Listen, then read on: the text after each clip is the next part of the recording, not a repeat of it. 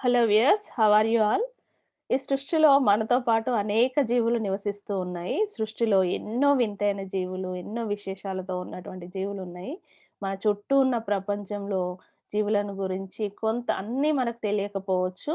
కానీ కొన్ని జీవులను మనం ఇట్లా అబ్జర్వ్ చేసి చూసినట్లయితే అబ్బో! అని ఆశ్చర్యపోవాల్సిందే. ఎందుకంటే వాటిలో ఉన్నటువంటి స్పెసిఫిక్ క్యారెక్టర్స్ చూసి మనకు చాలా వింతగా అనిపిస్తుంది. అలా ఒకసారి తొంగి చూస్తే మనం తెలుసుకోవాల్సినటువంటి ఒక జీవి ఇది హెడ్జ్‌హాగ్. దీనిలో మనకి ఈ 3 నేమ్స్ ఎందుకిచ్చానంటే హెడ్జ్‌హాగ్, ఎకిడ్నా, పోర్క్యుపైన్ ఇవి 3 గూడా కొంత దగ్గర పోలికలు ఉన్నటువంటి జీవులు. వేరు వేరు పూర్వీకుల నుండి పుట్టినా కూడా వీటిలో కొన్ని కామన్ క్యారెక్టర్స్ ఉండడం వల్ల మనం కొంచెం కన్‌ఫ్యూజన్‌కి గురయ్యే అవకాశం అయితే ఉంది. దీనిలో మనం తెలుసుకోవాల్సినటువంటి హెడ్జ్‌హాగ్ ఇది యానిమేలియా కింగ్‌డమ్‌కు చెందినటువంటి ఒక క్షీరదం. దీనిలో దాదాపు 17 జాతుల వరకు యూరప్, ఆసియా, ఆఫ్రికా ఖండాలలో విస్తరించి ఉన్నాయి. ఇవి సాధారణంగా నిశాచర జీవులు. నిశాచర జీవనానికి అలవాటు పడినటువంటి జీవులు. నాక్టర్నల్ అంటారు గదా! ఎందుకంటే డే టైమ్ అంతా గూడా వాటి బొరియలల్లో, పొదలలో ఇవి రెస్ట్ తీసుకుంటూ రాత్రిపూట మాత్రం తిరుగుతూ ఉంటాయి. వీటికున్నటువంటి స్పెసిఫిక్ క్యారెక్టర్ ఏంటిదంటే, వీటి చర్మం పైన చూడండి అన్ని షార్ప్‌గా ఉన్నటువంటి స్పైన్స్ ముళ్ళను కలిగి ఉంది. ఆ ముళ్ళు చూడండి కాకపోతే కొంచెం షార్ట్ లెంగ్త్‌తో ఉన్నటువంటి ముళ్ళు ఉన్నాయి. ఇది చూస్తే రాట్ లాగా కనిపిస్తుంది మనకి. చిన్న అంటే సైజులో చిన్నగా ఉన్నటువంటి జీవి. అందుకే వీటిని మనం స్పైనీ మమ్మేల్స్ అని గూడా అంటాం. చాలా చిన్నగా ఉన్నటువంటి జీవులు. మరి ఈ ముళ్ళ యొక్క ఉపయోగం ఏంటి? జీవికి ముళ్ళు ఉండడం వల్ల ఏంటి ఉపయోగం అని ఆలోచిస్తున్నారు కదా! ఇది శత్రువుల బారి నుండి కాపాడుకోవడానికి, తన్ను తాను రక్షించుకోవడానికి ఈ ముళ్ళను అది ఉపయోగించుకుంటుంది. ఈ శరీరం పైన ఉన్నటువంటి కెరాటిన్‌తో తయారైనటువంటి ముళ్ళ వల్ల, ఈ ముళ్ళ వంటి నిర్మాణాల వల్ల వీటిని మనం ఈజీగా గుర్తించవచ్చు. ఏది అవి చెట్లలో తిరిగేటప్పుడు వాటిని మనం ఈజీగా గుర్తించవచ్చు. అంతే గాకుండా ఈ ముళ్ళకున్నటువంటి చివరి భాగాలు పేల్ టిప్స్‌లో ఉండడం వల్ల అవి లైట్‌గా మచ్చలుగా కనిపిస్తుంటాయి మనకి.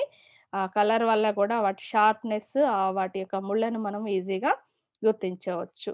అయితే మనం ఈ జీవిని ఎందుకు అసలా చెప్పుకోవాలనుకుంటున్నాం అంటే దీనికి ఇంకా ఇతర జీవులకి ఇంకొక 2 జీవులున్నాయి.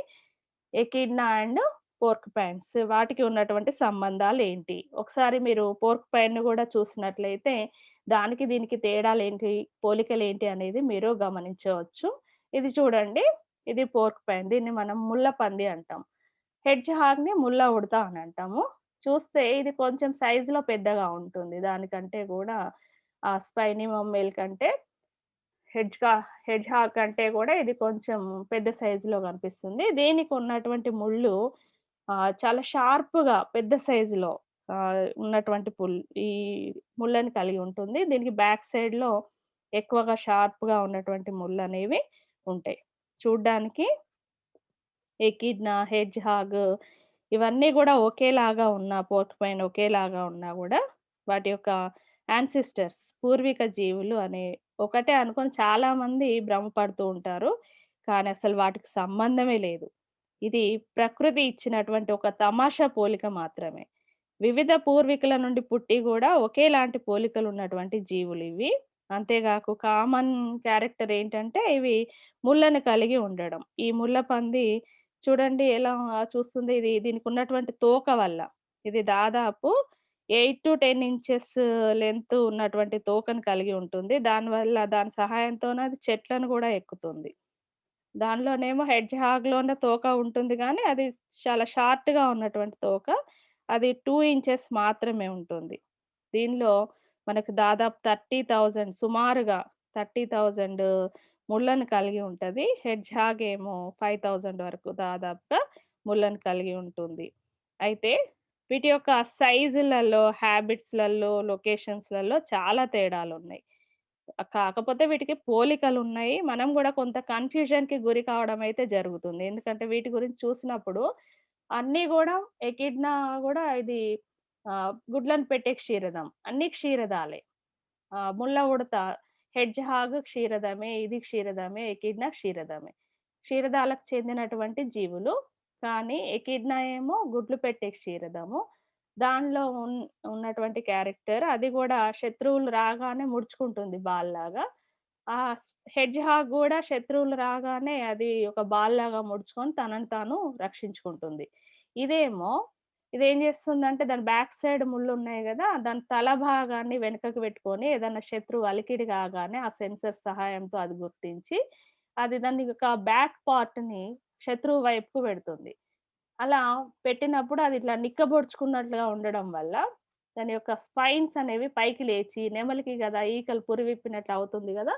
అలాగే దీనిలో ఉన్నటువంటి ఆ తోక భాగంలో ఉన్న స్పైన్స్ అన్నీ గూడా విచ్చుకొని, చాలా షార్ప్‌గా ఇవి దాదాపు ఎంత అంటే 2, 3 ఇంచెస్ నుండి కొన్ని జీవులలో 11 ఇంచెస్ పొడవు గూడా ఉన్నటువంటి స్పైన్స్ వీటిలో ఉన్నాయి. ఆ స్పైన్స్ వల్ల ఈ పులి, సింహాలు గూడా దీని జోలికి పోవడానికి భయపడతాయి. అంటే అలా దాడి చేసినప్పుడు ఆ స్పైన్ గనక గుచ్చుకుంటే చాలా బాధాకరంగా ఉంటుంది గాబట్టి దీని జోలికి అసలు వెళ్ళడానికి గూడా అవి భయపడే సిట్యుయేషన్ అయితే ఉంటుంది.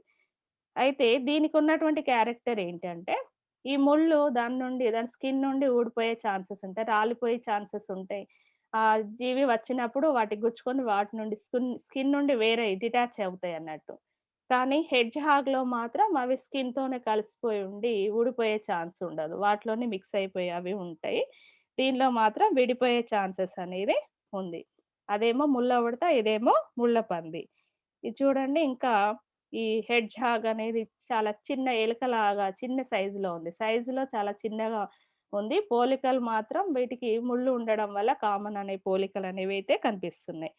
ఇది మనకు దాని తలను శత్రువుల దగ్గరకొచ్చినప్పుడు ఒక బాల్‌లాగా తలను, కాళ్ళను ముడుచుకొని ఒక బాల్‌లాగానే కనిపిస్తుంది. దానికున్నటువంటి ముళ్ళ వల్ల దాన్ని శత్రువులు ఏమి చేయలేవు. అంతే గాకుండా ఇది కార్నివోరస్. మామూలుగా ఇది మాంసాహార జీవి. ఆ చెట్లల్లో ఉన్నటువంటి ఇన్సెక్ట్స్‌ని, సెంటిపీడ్స్‌ని అది తింటుంది. మరి ముళ్ళపంది అది వచ్చేటప్పటికేమో అది హెర్బివోరస్. ఏది దానిలో పోర్క్‌పైన్ ఉంది గదా! పోర్క్‌పైన్ అనేది హెర్బివోరస్ ఫ్రూట్స్‌ని, లీవ్స్‌ని ఆహారంగా తీసుకుంటుంది. దీనిలో క్యారెక్టర్స్ అనేవి తేడా ఉన్నాయి. కానీ ఇది ప్రకృతి ఇచ్చినటువంటి ఒక తమాషా పోలిక మనకు. ఈ పోలికలు ఉన్న కన్వర్జెంట్ ఎవల్యూషన్ అంటాం గదా! అంటే వివిధ పూర్వీకుల నుండి పుట్టి ఒకేలాంటి లక్షణాల వల్ల దగ్గరకు చేరినటువంటి జీవులివి. సైజులలో, హ్యాబిట్స్‌లలో, లొకేషన్స్‌లలో తేడాలున్నాయి. కానీ ఈ ముళ్ళు ఉండడం వల్ల వాటికి కామన్ అనేది కనిపిస్తూ ఉంటుంది. అయితే ఎకిడ్నాలో చూసినట్లయితే దాని ముక్కనే షేప్ వేరే ఉంటుంది. దాని స్నౌట్ పొడవుగా ఉంటుంది గాబట్టి దాన్ని ఈజీగా గుర్తించవచ్చు. వీటిలో నుండి వేరియేషన్ అయితే ఉంటుంది. కొన్ని వేరియేషన్స్ ఉన్నా ఎక్కువగా పోలికలు మాత్రం ఉన్నాయి. ఇలాంటి జీవులు మనము కొన్ని చూస్తే ఇలాంటివి మనకసలు సాధారణంగా తెలియదు. దాని గురించి ఆలోచిస్తే కన్‌ఫ్యూజన్ అయితే మనము కన్‌ఫ్యూజన్‌కి గురి కావడం అయితే జరుగుతుంది. ఇది చూడండి ఇంకా అది చెట్లల్లో ఉన్నటువంటి కీటకాలను తినేస్తుంది. ఈ వీడియో గనక నచ్చినట్లయితే లైక్ చేయండి, షేర్ చేయండి. మరికొన్ని వీడియోలతో మీ ముందుకు వస్తాను. Thank you for watching.